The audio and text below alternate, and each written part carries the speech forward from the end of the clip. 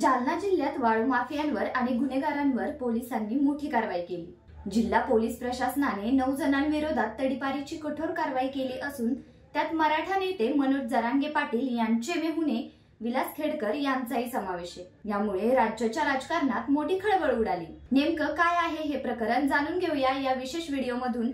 नमस्कार, मी पल्लवी। इब्लिसच्या या विशेष व्हिडिओमध्ये आपले स्वागत आहे। जालना जिल्ह्यात वाळू चोरी आणि अवैध वाळू वाहतुकीवर प्रशासनाने आक्रमक पाऊल उचलले। पोलिसांनी 9 जणांवर तडीपारीची कारवाई केली। या प्रकरणात सर्वाधिक लक्ष वेधून घेतलं आहे ते म्हणजे मराठा आंदोलक मनोज जरांगे पाटील यांचे मेहुणे विलास खेडकर यांचं नाव। त्यांच्यावर वाळू चोरी, अवैध वाहतूक आणि एसटी बस जाळण्यासारखे गंभीर गुन्हे दाखल केले। ही कारवाई झाल्यानंतर मनोज जरांगे पाटील संतप्त झाले।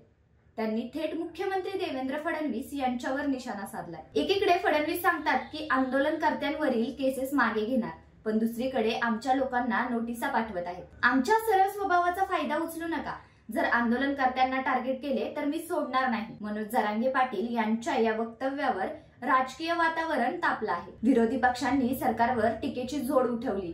यावर सरकार काय उत्तर देणार? पोलिसांची ही कारवाई कायदेशीर आहे की राजकीय हेतूने प्रेरित आहे, यावर पुढील काही दिवसातच चित्र स्पष्ट होईल। जालना जिल्ह्यातील ही कारवाई आणि जरांगे पाटील यांचा संताप यामुळे आगामी काळात मराठा आंदोलन आणि राज्यातील राजकारण कोणती दिशा घेणार हे पाहणं महत्त्वाचं ठरणार आहे। बाकी तुम्हाला हा व्हिडिओ कसा वाटला हे आम्हाला कमेंट करून नक्की सांगा आणि पाहत रहा इब्लिस।